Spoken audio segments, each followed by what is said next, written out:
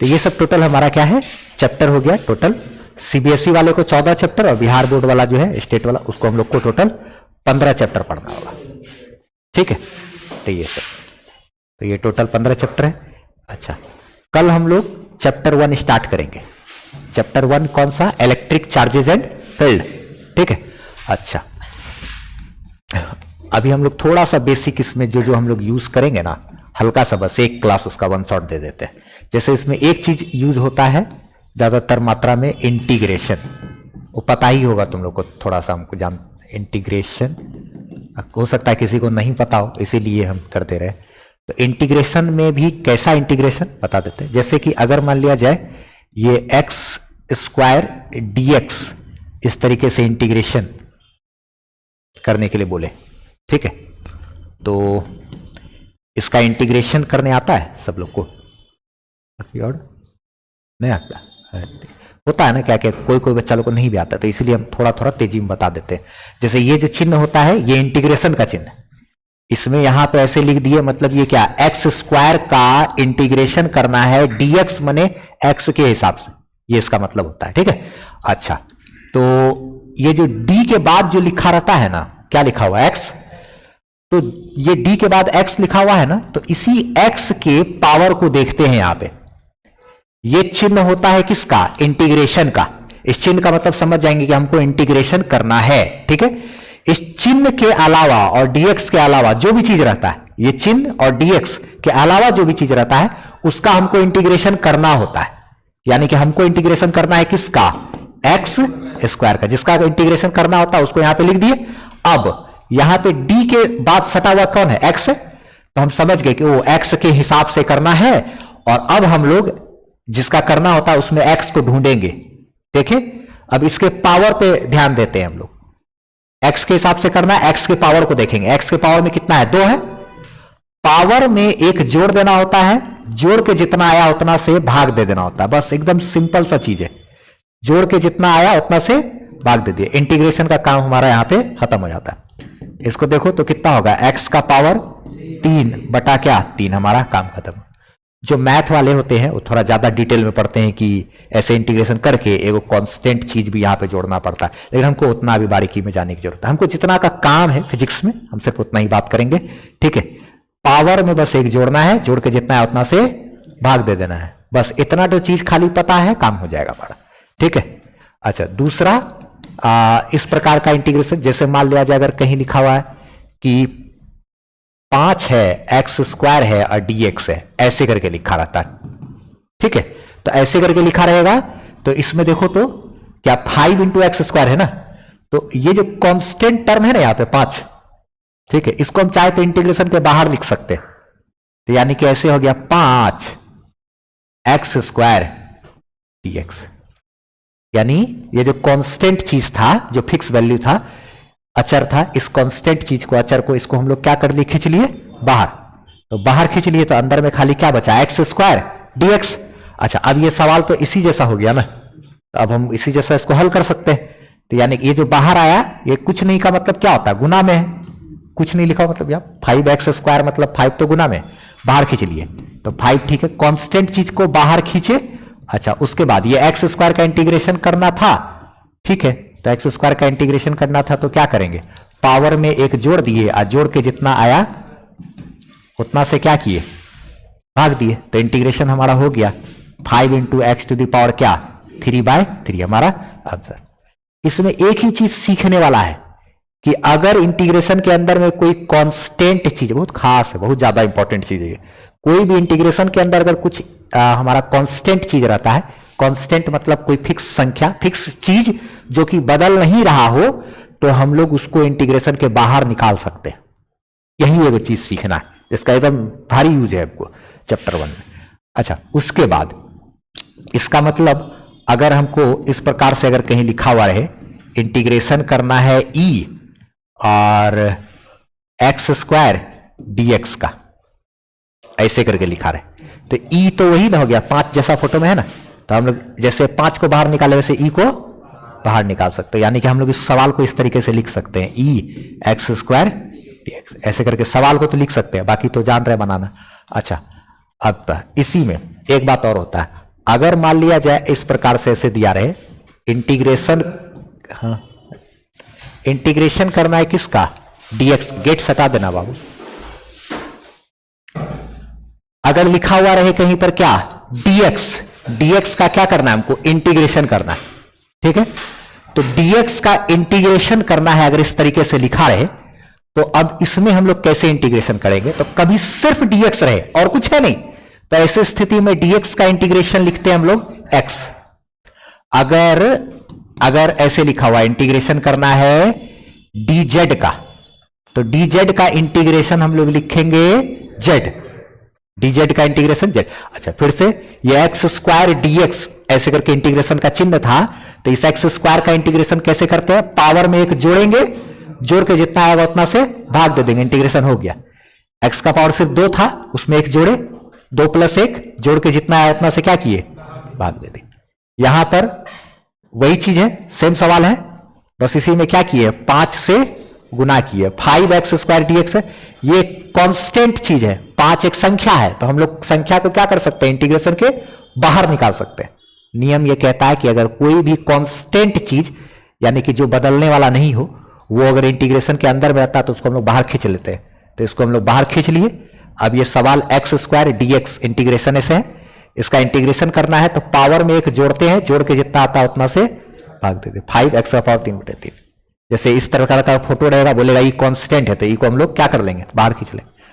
अच्छा ऐसा चीज दिखेगा कि इंटीग्रेशन करना है dx का, तो dx का इंटीग्रेशन x, dz है खाली बस, तो इसका इंटीग्रेशन z। और उसी तरीके से अगर ऐसा लिखा रहे ई dx लिखा रहे, जो कि हमको लिखा हुआ मिलेगा आगे, ये आने वाला है चैप्टर 1 में, ठीक है। तब वहां पे तो इंटीग्रेशन पढ़ाने में बैठेंगे नहीं, तो हमको बस समझाना पड़ेगा। इस तरीके से दिया रहे इंटीग्रेशन करना है ई dx, और यहां पे बोल दे, यहां पे किसके हिसाब से करना है हमको इंटीग्रेशन, dx माने x के हिसाब से करना है, और इधर x है नहीं, ठीक है। अच्छा चलो कोई बात नहीं, ये इसके बारे में बोल दिया कि ई हमारा जो है ना वो क्या है, कांस्टेंट है। अगर बोल दिया कि ई हमारा कांस्टेंट है, तो हम लोग क्या जानते हैं कि कांस्टेंट अगर चीज इंटीग्रेशन के अंदर रहता है तो उसको हम लोग बाहर निकाल लेते हैं। तो ई अगर यहां पर कांस्टेंट है तो इसको बाहर खींचेंगे, तो जैसे ही बाहर खींचेंगे तो ये क्या बन गया, ई बाहर आ गया, और अंदर में सिर्फ क्या बचा, इंटीग्रेशन करना है dx का, और dx का इंटीग्रेशन क्या होता है x, तो इसको हम लोग लिख सकते हैं e, और सॉरी इसको तो e छोड़ देंगे, और ये dx का इंटीग्रेशन क्या हो जाएगा x, तो dx का इंटीग्रेशन क्या हो गया ये x। तो इसमें हम लोग एक चीज जानेंगे, क्या समझे जरा सा देख लिया जाए।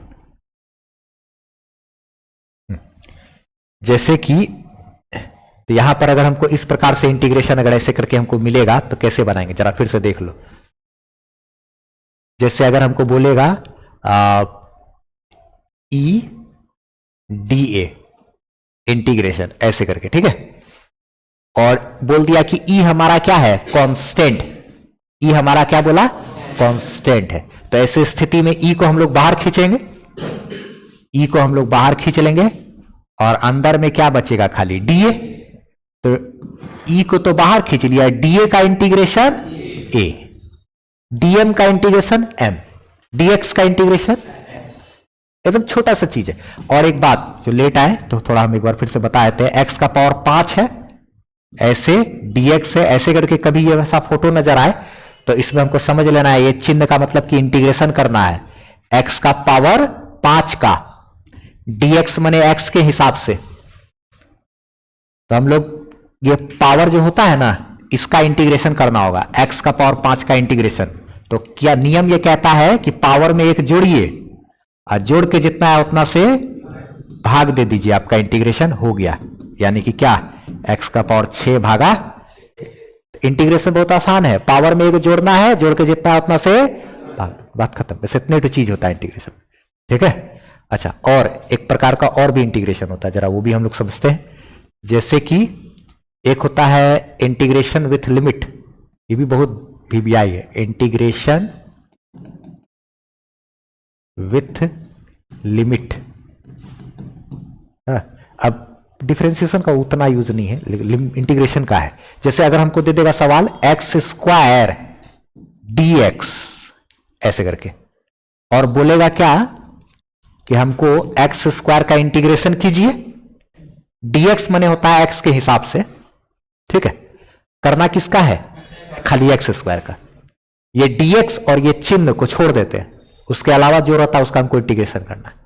अच्छा, उसमें भी अगर लिमिट दे देगा कि इंटीग्रेशन तो आप कीजिए, लेकिन उसमें जो एक्स का जो मान है ना वो कम से कम है 1 और अधिक से अधिक है 5, ऐसे करके सवाल रहेगा। ये फोटो को पहचान लो, ये फोटो आएगा चैप्टर 1 फ्लक्स नाम का एक टॉपिक है, जब हम उसको पढ़ेंगे तो हमको ये वाला टॉपिक आएगा।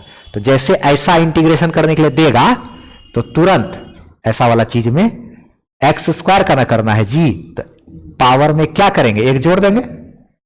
पावर में 2 था, उसमें 1 जोड़ दिए, जोड़ के जितना आया उतना से भाग दे दिए। अब उसके बाद अलग कहानी है, अगर ये खाली ये दोनों नहीं रहता तो एक्स का पावर 3/3 आंसर हो जाता, लेकिन ये और ये आ गया है तो अब कहानी बदलेगा। यहां 1 है और यहां क्या है? 5 है, उसको छोड़ दिए। अब देखो क्या करेंगे, एक्स का पावर 3/3, एक्स का पावर 3/3। अच्छा ठीक, एक्स का पावर 3/3 है, इसमें यहां पे 1 है और यहां पे क्या है? 5 है, इसको छोड़ दिया। अब इस 1 और 5 का काम शुरू होगा। एक बार इस x के जगह पे ऊपर वाला डालेंगे 5, x के जगह पे क्या करेंगे एक बार, हाँ, तो यानी x³/3 है ना, तो ये हो जाएगा 5³/3, और उसके बाद घटा देंगे कौन? नीचे वाला बैठा के, यानी कि 1 डाल करके। तो 1 जब डालेंगे इसमें तो 1 का पावर 3/3, 1 का पावर 3/3। इसी फोटो में क्या किए, एक बार ऊपर वाला डाले, एक बार नीचे वाला, तो ये हो गया 25 25 125/3 माइनस 1/3, तो ये कितना हो जाएगा? ऊपर वाला दोनों घटे 124/3, 124/3। तो ऐसे ही इंटीग्रेशन किया जाता है। कभी भी इस टाइप का कुछ भी अगर मिलेगा हमको इंटीग्रेशन करने के लिए तो हम लोग आराम से कर सकते हैं। जैसे मान लिया जाए हमको अगर कभी मिल गया r का पावर -2 dr, ठीक है, या x करके लिखते हैं, x का पावर -2 dx, और इसमें मिल गया हमको r से लेके ऐसे करके, या इनफाइनाइट हो गया या r हो गया, ऐसे करके मान लो एक सवाल दे दिया तुमको।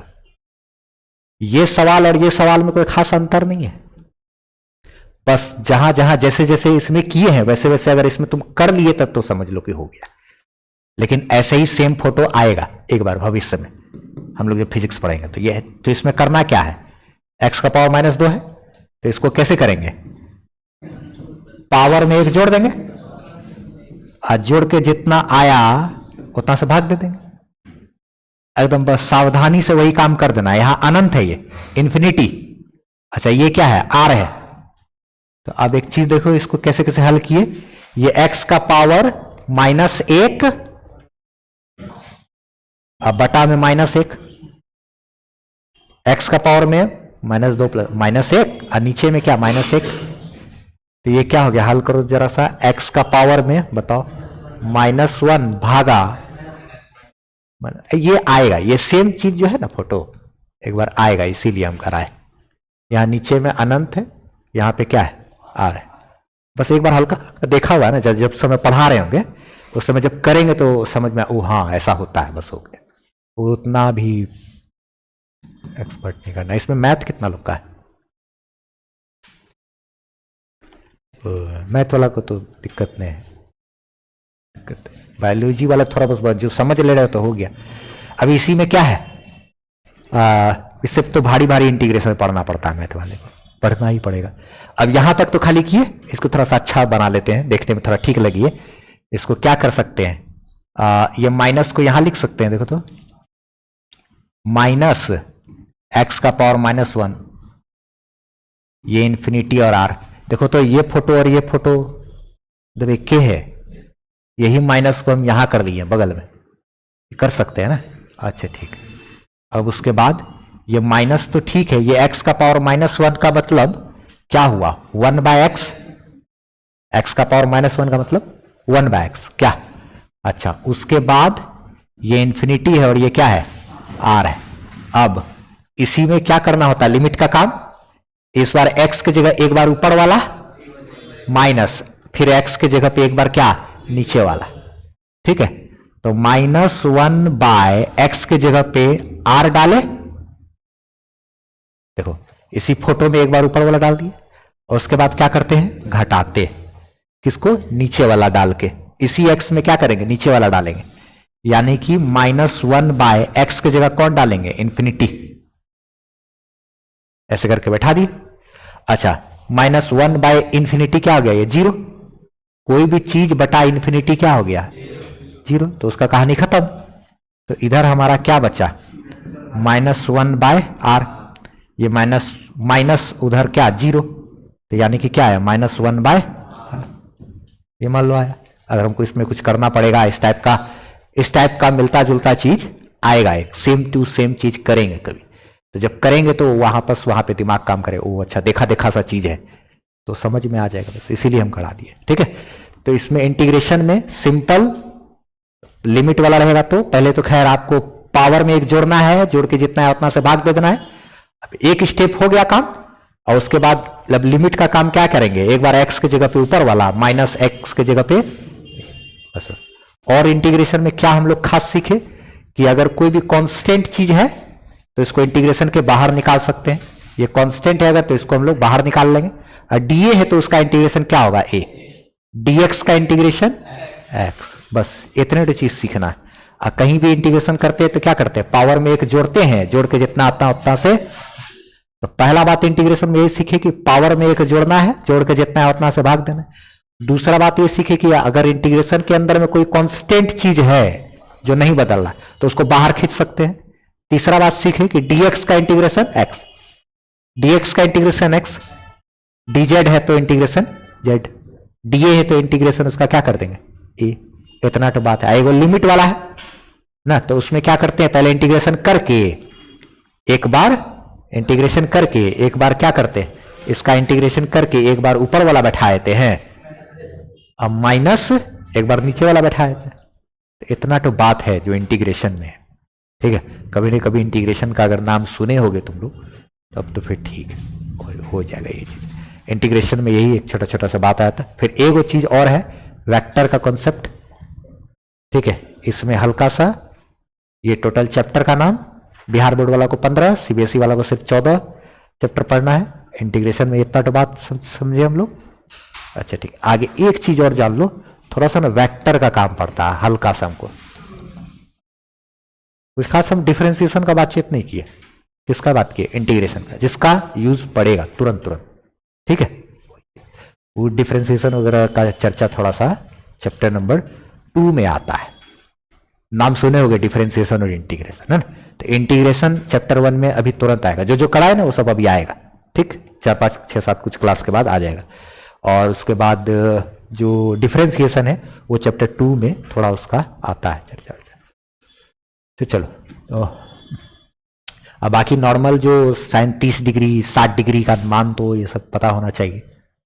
अच्छा, वेक्टर में एक छोटा सा चीज हमको जानना है, वेक्टर यानी कि सदिश राशि वाला चीज। ठीक है, इसमें जैसे कि अगर कोई, जैसे कि यहां पे एक चीज ये रखा हुआ है ऐसे, ठीक, यहां पे एक चार्ज है यहां रखा हुआ Q1, यहां पे एक चार्ज है Q2, और यहां पे एक चार्ज रख दिए है मान लो +Q ऐसे करके। ठीक है, और यहां भी पॉजिटिव चार्ज है, ये भी पॉजिटिव चार्ज है।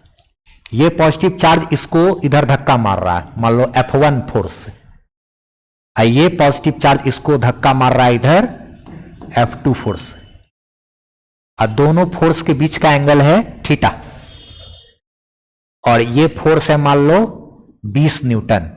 ये फोर्स जो इधर लग रहा है ना, ये भी लग रहा है 20 न्यूटन। ठीक है, और दोनों फोर्स के बीच का कोण जो है वो है मान लो क्या है 60 डिग्री। तो इन दोनों का मिलाकर के कुल बल तो यहां लगेगा ना, नेट फोर्स तो कुछ लगेगा। अच्छा, वो नेट फोर्स कितना होगा ये हमको निकालने आना चाहिए।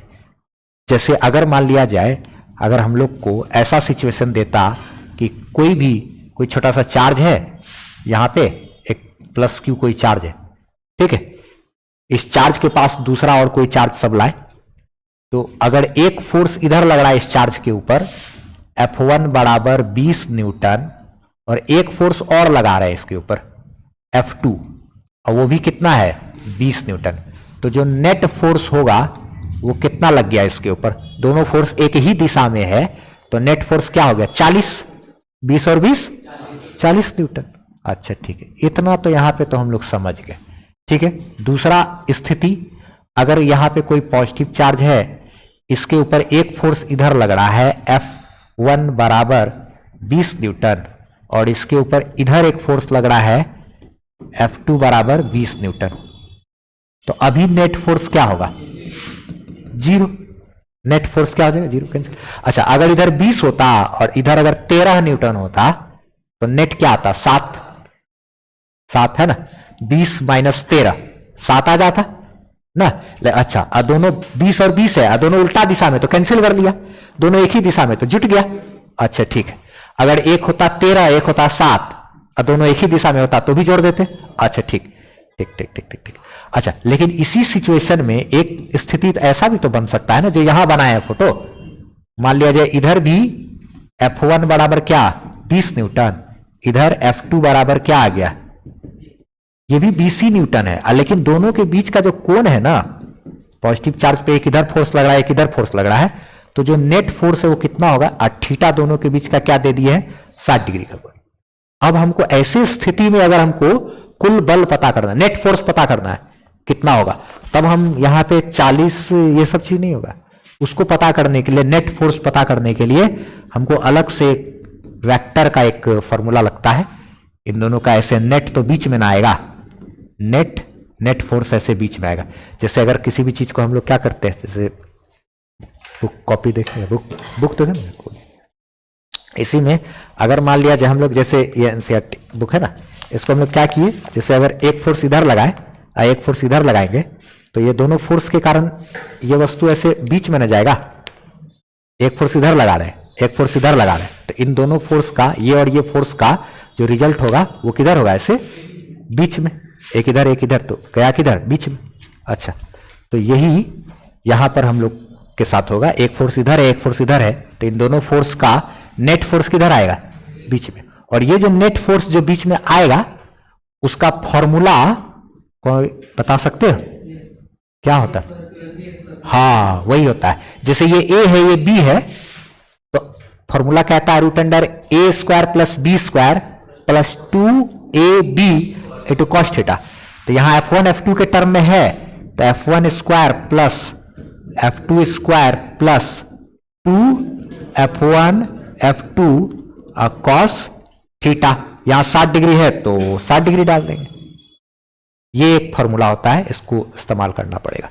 जैसे कि इसी चीज को यहां पे लिख दे, अगर इसी चीज को थोड़ा सा यहां पे लिख देते हैं, जैसे कि अगर कोई एक वस्तु है उसके ऊपर एक फोर्स इधर लग रहा हो A और एक फोर्स इधर लग रहा है क्या B, और दोनों के बीच का एंगल क्या है थीटा, तो इन दोनों फोर्स का जो नेट रिजल्ट बीच में आएगा ना, इसका और इसका जो नेट रिजल्ट बीच में आएगा, ये जो रिजल्ट होगा इसका रिजल्टेंट ना, ये एक फोर्स हो गया और ये भी क्या हो गया एक फोर्स 2, ये हो गया फोर्स 1 ये हो गया फोर्स 2, और दोनों फोर्स का रिजल्ट, इस रिजल्ट को क्या बोल देंगे R। तो ये रिजल्ट R का फॉर्मूला क्या होता है, रूट अंडर ये वाला जो फोर्स है इस a square plus b square plus 2 into a into क्या बी इंटू क्या कॉस थीटा। ये फॉर्मूला हमको लगाना पड़ता है। F1 F2 के टर्म में दिया रहेगा हमको चैप्टर 1 में, तो हमको तो यहां पे तो फोर्स निकालना है, तो एकदम साफ एक रहेगा F1 एक रहेगा क्या F2, तो इन दोनों को अगर थीटा एंगल पे रहेगा तो नेट फोर्स कैसे निकालेंगे, root under F1 square plus F2 square plus 2 F1 F2 cos theta, ऐसे करके चलेंगे। इसमें एक आध ट्रिक है कुछ बताते हैं जिसका इस्तेमाल बहुत ज्यादा होता है 12th फिजिक्स में।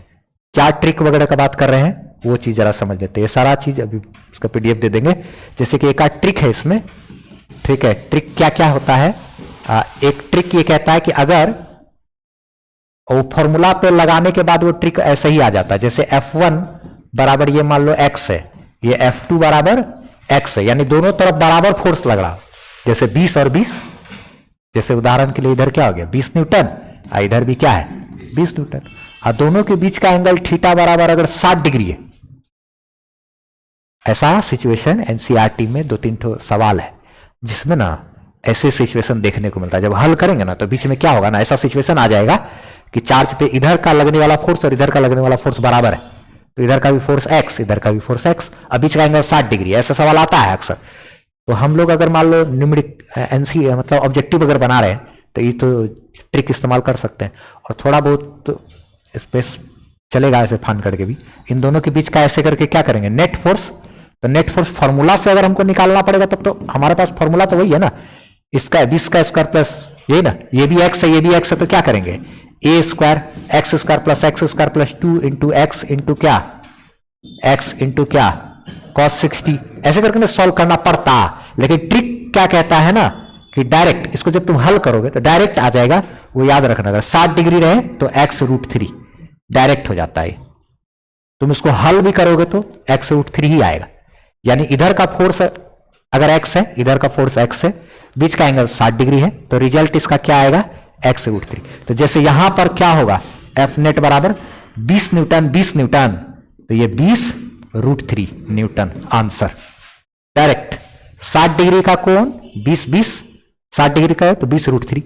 अगर इसी में एक सिचुएशन और आ जाता है, ये सब ट्रिक हो गया सॉल्व करने के। जैसे मान लो अगर इधर भी F1 बराबर इधर भी x है, इधर F2 बराबर x है, और दोनों के बीच का एंगल क्या है 90 डिग्री।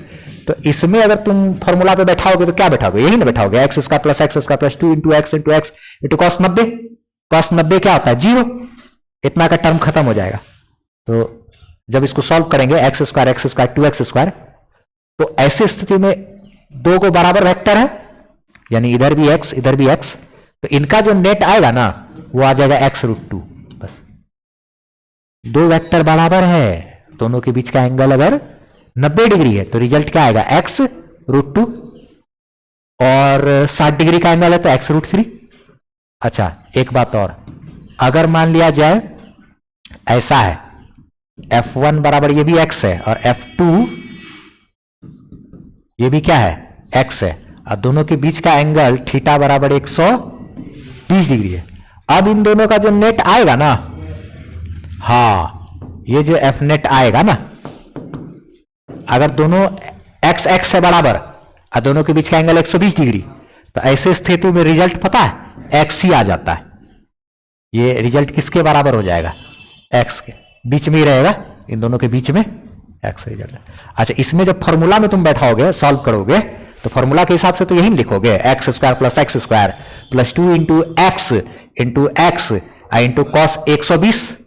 तो यहां cos 120 का मान होता है -1/2, ठीक है। तो सबको अगर यूज करोगे cos 120 बराबर -1/, तो ऐसे करके अब ये सब cos 120 ये सब का मान कैसे निकलता है। अच्छा अभी किसी का क्लास है क्या, ना 5-10 मिनट आगे चल सकता है ना, क्योंकि यही एक ही देंगे जो पढ़ाएंगे, कल चैप्टर स्टार्ट कर देंगे, 5 मिनट एक्स्ट्रा भी हो जाएगा तो कोई नहीं। अच्छा जैसे इसमें एक हल्का सा ट्रिगो का बात करें, हल्का सा थोड़ा देखो, जैसे इधर हम लोग पढ़े ना ये सब वेक्टर, बस इतने तो वेक्टर का काम है हमको, ठीक है। एक चीज बीच में क्या होता है ना कि एक कुलम्ब्स लॉ एक पढ़ते हैं हम लोग, ठीक है, उसका एक वेक्टर फॉर्म आता है।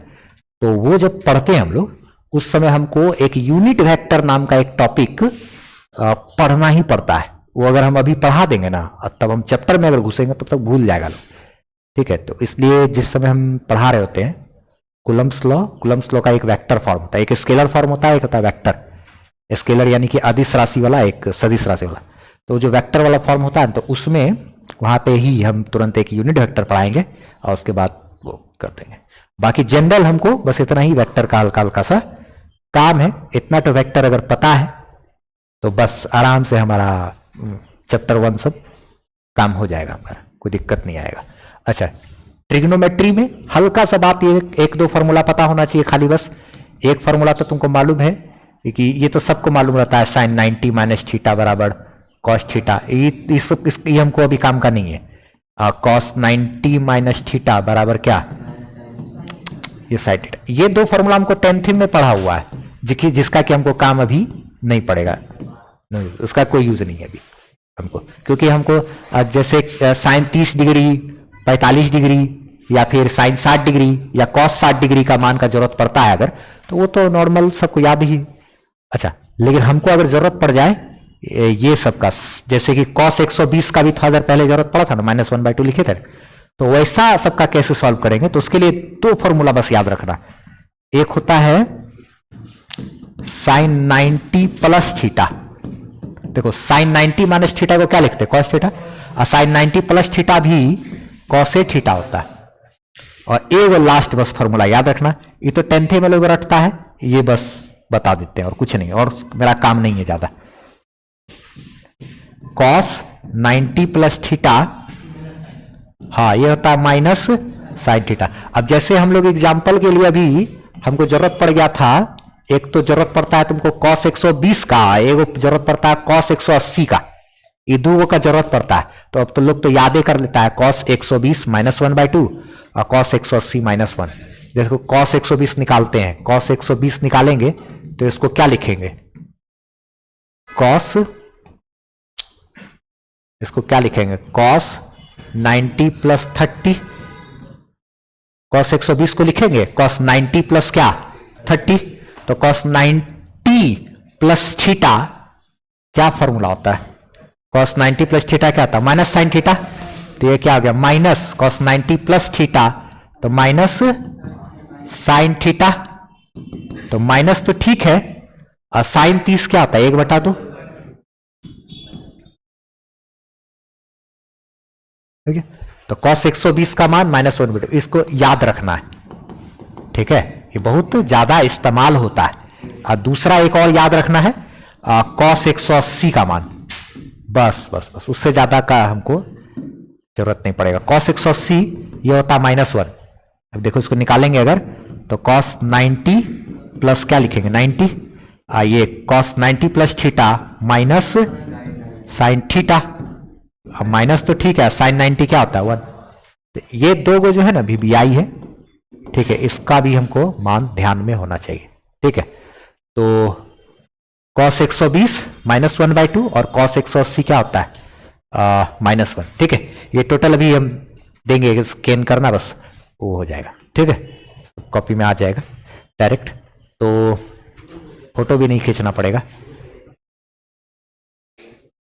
तो क्या क्या चीज इसमें हम लोग बेसिक जो था, इसमें हम लोग बस यही चैप्टर का नाम सब जाने, सीबीएसई बिहार बोर्ड याद है, अच्छा ठीक। बाकी ये इंटीग्रेशन हल्का सा जाने, पावर में एक जोड़ना है, जोड़ के जितना है उतना से भाग देना है, इंटीग्रेशन के अंदर कोई कांस्टेंट चीज हो तो बाहर निकालना है, डीएक्स का इंटीग्रेशन एक्स होता है, लिमिट वाला दिया रहेगा तो एक बार पहले तो इंटीग्रेशन करना है, पावर में एक जोड़ के जितना है उतना से भाग दे दिए, उसके बाद एक बार उस एक्स की जगह पे ऊपर वाला बैठाएंगे, माइनस एक्स की जगह पे नीचे वाला, इंटीग्रेशन का काम खत्म। उसके बाद वेक्टर में है ऐसे ऐसे ना, तो इसमें मेन एक फॉर्मूला, अगर दोनों वेक्टर एक दिशा में तब तो जोड़ दिए, उल्टा दिशा में तो घटा दिए, लेकिन अगर थीटा एंगल पर है तो उसका जो रिजल्ट आता है उसके लिए हमको रूट अंडर क्या करते हैं, a² + b² + 2ab cos theta, ये a हो गया ये b हो गया, देख ये थीटा है, तो इन दोनों का जो नेट फोर्स आएगा a² + b² + 2ab cos।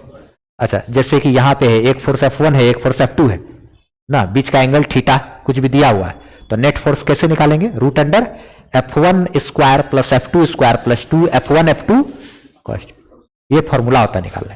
और इसमें ज्यादातर जो है ना इस्तेमाल होने वाला ऐसा स्थिति ही इस्तेमाल होता है कि एक फोर्स इधर है एक फोर्स इधर है, दोनों फोर्स बराबर है, ये भी x ये भी x, बीच का एंगल 60 डिग्री, तो x√3 डायरेक्ट लिख देंगे, ये x तो ये क्या आ गया x√3। अगर ये x 90 डिग्री एंगल तो x√2, तब फिर क्या हो जाएगा x√2, और ये x बीच का एंगल क्या 120 डिग्री, तो x से तो रिजल्ट x ही आएगा। अब इसको जनरल फॉर्मूला तो यही है ना, x² + x² + 2 × x × x, 90 degree है तो यहाँ cos 90 बैठाएंगे, 60 डिग्री कौन है तो cos 60 बैठाएंगे, 120 डिग्री कौन है तो cos 120 बैठाएंगे, -1/2 होता है cos, तो अपना जो जिसके हिसाब से अपना बैठाए तो हो गया। ये हमारा बस इतना का ही जरूरत पड़ेगा, तो इससे ज्यादा और कहीं कुछ नहीं है, इससे ज्यादा हमको जरूरत नहीं पड़ेगा इसे, ठीक है। वेक्टर में जो थोड़ा बहुत जो जरूरत पड़ा था हम लोग जो भी सॉल्व करेंगे चैप्टर 1 में, और हमको यहाँ से काम हो जाएगा। अगर कहीं अब कोई जरूरत भी पड़ेगा तो जहां जरूरत पड़ा वहीं पे वो चीज हल्का सा सीखेंगे, और बस जैसे 11th का कोई टॉपिक का जरूरत पड़ गया, 11th का में एक टॉर्क वगैरह नाम का एक टॉपिक होता है, हिंदी वाला तो नहीं पता है पढ़े हो कि नहीं, टॉर्क एक होता है ना, तो वो टॉर्क वगैरह का जैसे कोई भी ऑब्जेक्ट के ऊपर जो फोर्स लगाते हैं उससे वो घूम जाता है, तो ये 11th का चीज है टॉर्क। वही चीज यहां पर हमको जब चैप्टर 1 में आएगा तो जहां पे हम टॉपिक पढ़ रहे होंगे तो उसी समय थोड़ा सा साइड में क्या करेंगे 11th का कुछ पढ़ा देंगे और फिर उससे जुड़ा हुआ चीज करते चले जाएंगे, तो उससे कहीं कोई दिक्कत नहीं। अब हम लोग यहाँ पर चैप्टर को स्टार्ट कर सकते हैं, ठीक है। तो इसमें हम लोग जितना भी चीज पढ़े हैं उसका ये चीज को ले लो, ठीक है। ये पेज एक ये हो गया, ये अच्छा इसका फोटो नहीं, इसको स्कैनर में इसको हम दे देते हैं, तो उसको स्कैन करके ये स्कैनर को गूगल पे क्रोम में गूगल पे स्कैन करो खाली, ये जितना है सारा चीज तुम्हारे पास आ जाएगा, ठीक है। तो यही क्या बोले चैप्टर 1 का हम एक तो नोट्स का पीडीएफ दे देंगे और दूसरा बात जो लिखा रहेगा वो बस वही फोटो ले लेना है, और उसके बाद चैप्टर 1 से एकदम हेडिंग दे करके फ्रेश एकदम कॉपी में सब कुछ लिखते भी चले जाना है, ठीक है। नोट्स वगैरह, और नहीं भी तो नोट्स का एक वेबसाइट है मेरा, उस पर भी physicsbyamanwar.com, जो चैनल वगैरह यूट्यूब का नाम उम रहता है सब सारा हर जगह देखते होगे, वो .com करके गूगल पे सर्च करोगे तो खुलेगा एक पेज, उस पर भी नोट्स वगैरह सब दिया रहता है, स्कैन करो इसको, ये सब आ जाएगा, ठीक है। कल चैप्टर 1 स्टार्ट करते हैं।